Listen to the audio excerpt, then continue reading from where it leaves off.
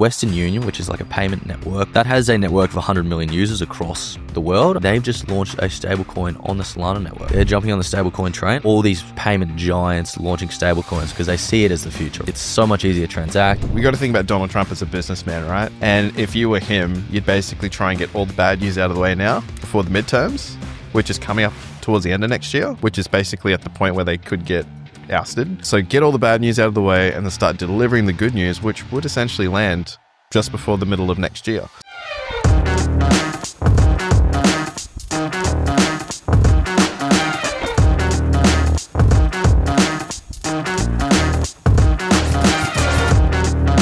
Alrighty guys, welcome back to another episode of Tapping Into Crypto. We've got the big return of Mr. Pav Rigo. Pav, thank you so much for coming back. Mate, it's all right. You say a big return, but I have been away for 3 weeks now, but I've only missed one episode. Well, it's the magic of podcasting. We've missed you a lot. Thank you. Callum obviously filled your shoes last week and he did a great job, but there's no one quite like Pav Rigo. And can you explain a little bit why you're away? We were busy and still are busy welcoming in our fourth child into the world. So little boy, little Jorvin. So he's doing what he should be doing, and that's keeping us up. So we'll see how I go this episode. Congrats, mate. Thank you. 4's a lot. Yeah. 3 was a lot too. Yeah. I don't know how you do it, but me neither. Good on you. Thank you. But listen, so you might be a bit rusty, but hopefully we can unpack a heap for the audience today. So I think last week we spoke about some 2 really key dates that were going to impact the market. Yep.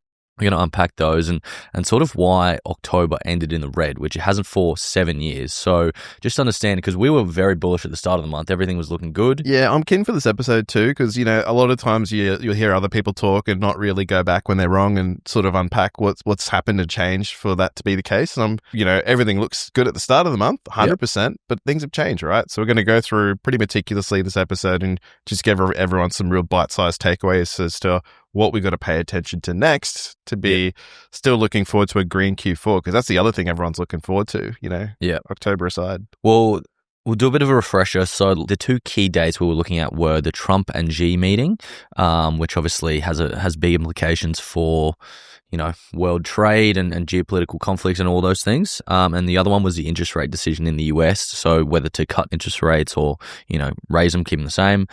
So we're looking at those 2 very closely.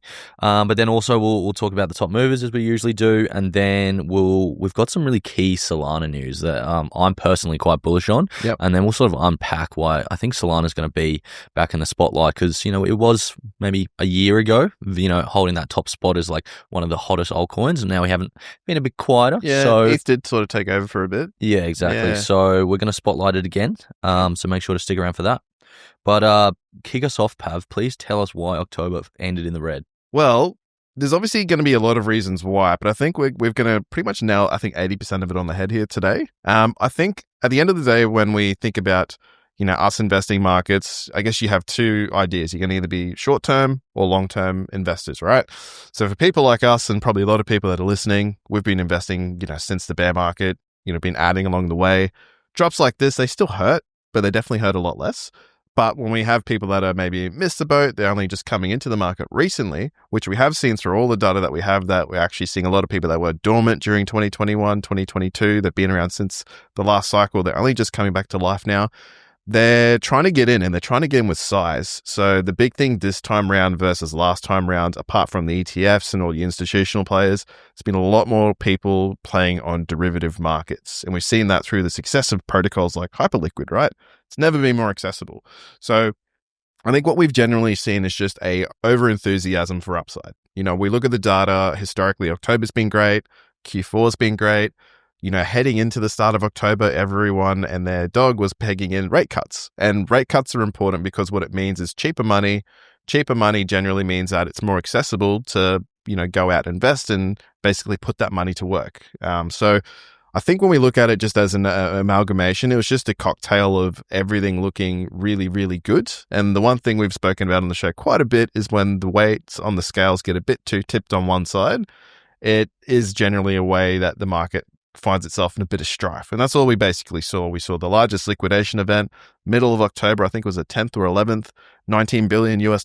I think that's underreported personally. The APIs that catch this data can only do so many calls a second. So the real figure could be huge. But at the end of the day, we saw a lot of coins. You just look at their charts, they went to levels that they've never been to before. They just got absolutely cleaned up. And a lot of that was just to do, again, with when people just aren't buying and holding spot when it comes to altcoins. They're doubling down using leverage. So I think when we look at, just the fact that there was just already fumes in the air, we just needed something to ignite the market for it to sort of fall apart and just blow up, right? To the downside in this case. So, we had a few things happen. We had, obviously, most recently, we've had the Supreme Court continuing from last month, continue to apply pressure to Trump's tariffs. We've seen tariffs be a big narrative this year. And if all of a sudden the game changed again, well, I don't think the market's expecting that. So, I think the market's a little bit nervous about that. We have seen, in the case of the rate cuts, while we did have the rate cut come through most recently, which, we will touch on a little bit, the general consensus now shifted to, well, maybe there's not more coming for the rest of the year. And we'll probably speak to it soon as well. The government shutdown, that's not really helping at all. That's been stretching out again since last month. So when we look at people that are going to, change things like interest rates or change us from like quantitative tightening to easing, it's all reliant on key metrics in the market: growth, inflation, all these things that need to be coming out, and they're all government departments, and they've been shut down for like the better part of almost a month now. So there's just been, again, if we're looking for I think 2025, the one thing that's been lacking consistently is just clarity. Yeah. The market hasn't had enough information for long enough to really do anything and put money down to, move the markets higher. And, I think that's clearly what's happening for me, I think, in terms of October. Doesn't mean that we can discount, say, the market's done and out. But I think, as we're going to talk about, the whole Trump and China thing, like that's, again, it's a piece of the puzzle. But what we're finding this year is that there's just so many pieces that nothing's really landing, nothing's sticking. Everyone's just all of a sudden overnight flipping from bullish to bearish, bearish to bullish. And I think October has just been another case of that. Let's touch on the interest rates first, because you kind of alluded to that before. So what happened? So Jerome Powell came out. He cut interest rates by 0.25% in the US, which typically you think, interest rate cuts, that's good for the market. It means, more money's flowing in, more people are borrowing, that sort of thing. But I guess in this case, it was already priced in. And then, correct me if I'm wrong, he also came out with a statement about this could be the last one of the year, or it was quite hawkish in nature, wasn't it? Very much a wet blanket moment. Yeah. So there's two parts to these events that everyone needs to know about. You've got the actual landing of the event. So we had the rate cut, like tick. So that's what the market expected, and that's what's likely being priced in. Then you have the unknown, which is, their comments and what they say during these press conferences and stuff like that, where he did exactly say what you said. Like, we just don't know if it's worth cutting rates further at the risk of inflation getting out of control. The only thing that's going to change their mind is if all of a sudden jobs fall apart. And again, that data's just not been coming out because the government's been in shutdown. And you can kind of see this perpetual motion wheel of no one knows what to do next. And I think that's exactly how the market's feeling right now. Just doesn't know what to think. Do we know when the government's going to get back up and running? Don't know. I would say, knowing Trump, he just probably wants to set a new record. So what was the last shutdown? I think it was like 35 days or something. So 36 days, whatever that comes out to be. But then what about the Trump and Xi meeting? Because I think in the lead up to it, there was a lot of positivity around it. Like, the sentiment was overall quite positive around, like, okay, they're coming together. They're going to try and, make a bit of a deal here rather than, because initially, like Trump said, we're going to put together 100% tariffs on Chinese imported goods. Was that the start of November? No, that was a couple of weeks ago. Okay. And then obviously this meeting happened. And so what are some of the key updates there? I think there's only so much that the news probably hears, but the one thing I think to take away from what's happening between the US and China right now, they're trying to basically fix like a trade deficit. Like, the US is essentially reliant too much on imports, which is what the tariffs are all about. It's to sort of point consumers back towards things homegrown, locally made. While they might be more expensive, they're basically using tariffs as like an additional tax to point people back towards purchasing domestically, because it is affecting like their national their revenue at the end of the day as a country. So the key things that I think what we've learnt so far is that they've announced a tariff cut roughly from 57% down to 47% on Chinese goods. China's committed to cease the planned rare earth exports. And we're also seeing that China is agreeing, apparently, to resume agricultural imports from the US. So again, we're talking about, them purchasing from the US. We're talking about fixing that trade deficit. And there's also some other anecdotal evidence of they're going to basically look to use Alaskan oil in certain quantities. So I think there's all these little deals that are happening that probably will take longer to fall, I think is a key takeaway. But what we see in here in the headlines is obviously just the blanket tariffs, right? But I think we're seeing progress, right? Like they're basically going through their Excel spreadsheet and finding what they're going to accept, what they're going to kick back. I think, in long story short, right? Yeah. It's like that what you said then. They're making progress, which is what the crypto market typically likes to see. When you start talking about Alaskan oil and agricultural soybeans and things like that, it's like getting in the weeds. Yeah, getting in the weeds, but we probably don't need to. It's just like the main thing to take away is like overall, it seemed positive, and that's what seems to be reported from both camps. So we'll see how that plays out. But still, like the government shutdown is just increases the uncertainty in the market by so much.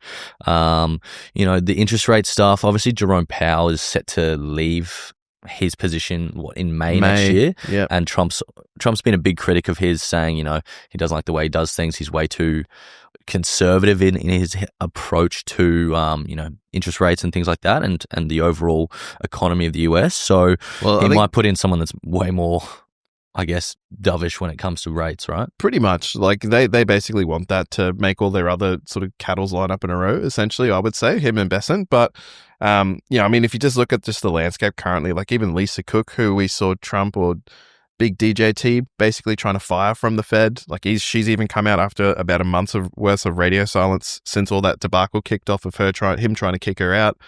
So this is just another member on the board that sets this monetary policy.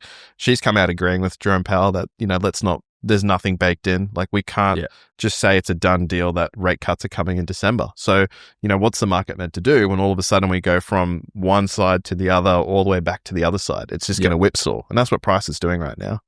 Yeah, absolutely. I think ultimately, whilst October was red, it's ultimately not a crypto issue like we've talked about just then. Like it comes down to what's happening in the world. There's too much uncertainty and tension and in global trade and conflicts and stuff like that, right? And there's nothing crypto can do about that. So despite it being the first red October in like 7 years, I'm still optimistic, but there's still so much uncertainty. And until that gets, paved, then I wouldn't be sort of swaying either way when it comes to the crypto market. I think one way I like to think about it is something that I think we said like 6 months ago. And it was like during the height of the tariff tantrums. It's that we got to think about Donald Trump as a businessman, right? And if you were him, you'd basically try and get all the bad news out of the way now before the midterms, which is coming up, I think, in the middle of next year, right? Or towards the end of next year, which is basically at the point where they could get ousted. So get all the bad news out of the way and then start delivering the good news, which would essentially land just before the middle of next year. Yeah. So what if we do just see things go stagnant? And it's not what people want. It's not what people expect. Looking at historic data, what if that's just what we see, and then we just see maybe the good news come in towards the end? Yeah, that's an interesting take. Yeah. I mean, overall, we've got November. We're in November right now. We are. They called it Uptober. We didn't have that. Yeah. They call it Moonvember, which historically November has the highest average return on Bitcoin since its creation in 2009. So if November's red as well, that will be really telling, right? It will be. I think that's the key takeaway here. Yeah. It's just like, what does the market need to see from here? I think it's all the things that we just spoke about. Just, need to check a few more boxes to be more confident to send it. Yeah. Okay, well, let's move on into the top movers. So last week we spoke about Zcash for, I think, the second or third week in a row. And absolutely ripping. Yeah, it's ridiculous, right? And Zcash is actually there again. It's not at the top. That's led by Dash, which is another privacy coin. So there's obviously this huge narrative around privacy coins right now, and I don't fully understand it. Well, it might be a good time to give some hot takes, but I can't get over Zcash. It was within the last 12 months, $26 at its lowest, and now at its recent high, $445. Yeah. Like, that's an insane game. Crazy, right? Like, we talked about a lot of people calling for, I think Arthur Hayes said it's going to $10,000 or something ridiculous like that. They do that to be silly. Someone else compared it to Bitcoin and like, so there's obviously a lot of hype around it and people are talking it up, but that can't be the only thing driving it, right? Because that's more like something you'd see in crypto maybe 5 years ago, 10 years ago, or maybe not 10, but Yeah. you don't see it so much anymore. Like No. you need actual more fundamentals and just someone with a bit of influence who's talking it up.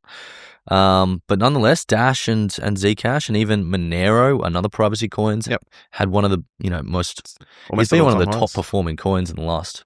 It's been a while. Like it's 6, just been 12 months. trending high since January 24. Like it's been going great. But I don't know. I guess my just take is like maybe with the whole landscape of crypto becoming ETFs and digital asset company treasuries, like there might be just this general consensus of, all right, well, privacy coins might be the only thing left that won't ever get touched by some of these, like, if everyone's kind of got that anti-establishment narrative, which crypto was a little bit back in the day. It was that sort of cyberpunk movement. Yeah. Maybe there's a little bit of that coming through.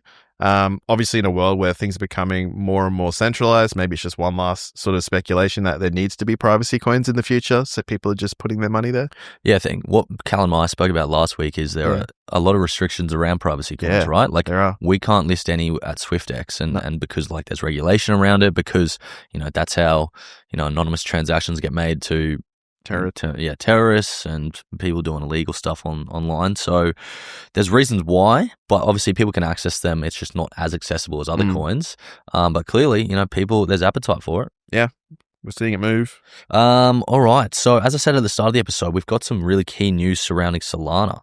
A Solana ETF that involves staking went live on the New York Stock Exchange last week. And so did a Hedera one and a Litecoin one as well. But the Solana one I want to kind of spotlight because it probably dominated about 90% of the volume out of all those last week, and it continues to do pretty big numbers. I think it's the only one with inflows right now, because even the Bitcoin ETFs are seeing major outflows. Yeah, I know, right? It's crazy. So I think Bitwise is the major, issuer of the Solana ETF. Grayscale has one as well, but all the inflows seem to be happening with the Bitwise one. Yeah, okay. We'll touch on Bitwise in a sec, actually. Yep. But overall, so on its first day, $65 million in trading inflows. So really positive to see. Obviously, there's a bit of appetite for it. And then another Solana story is Western Union, which is like a payment network of 100 million users across the world. I think it's mainly in the US.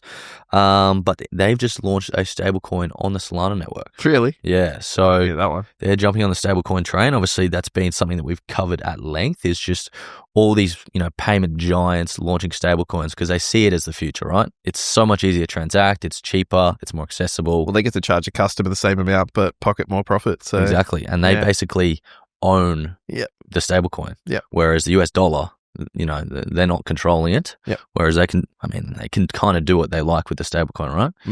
So, we've seen Visa do it. We've seen PayPal do it. PayPal's a big one. Trump and his network are doing it, and they're USD working one. with the Saudis in some sort of interesting operation.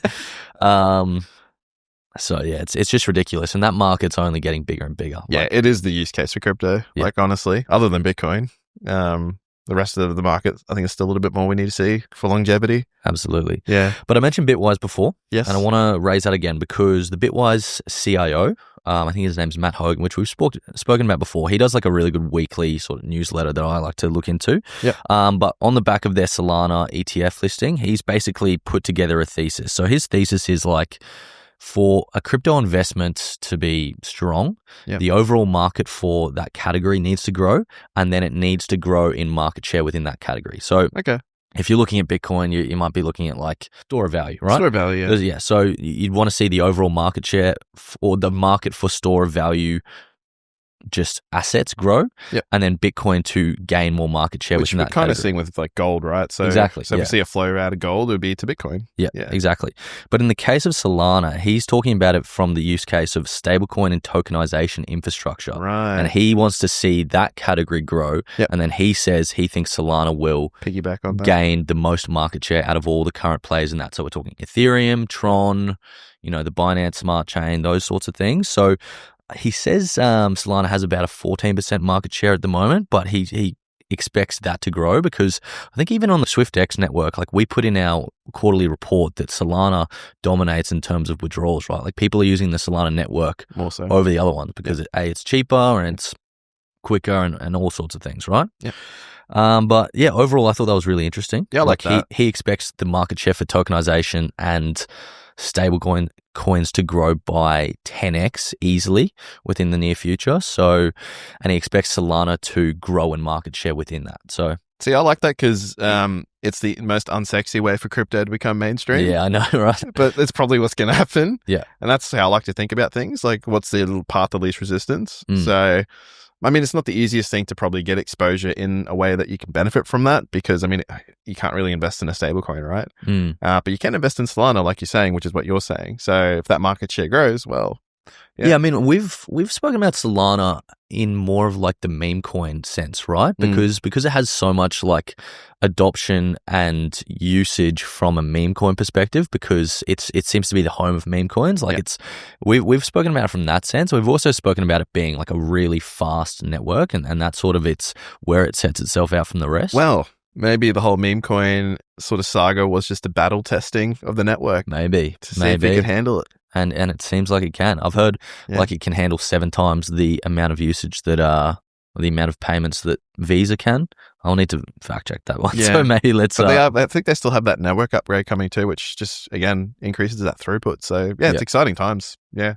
On to be sort of devil's advocate as well, is there seems to be a little bit of misdirection going on with Solana with like, you know, the handheld devices and things, because they did have the Saga phone, which I know you bought. Oh, yeah. They've decommissioned that.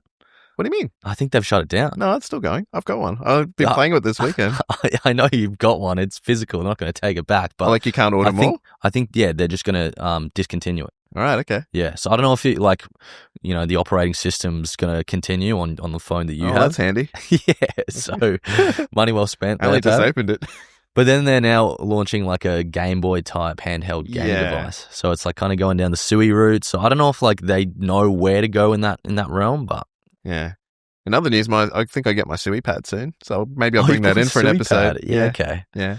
Well, we have to bring it in and we compare the phone to the gaming device and maybe that'll be discontinued.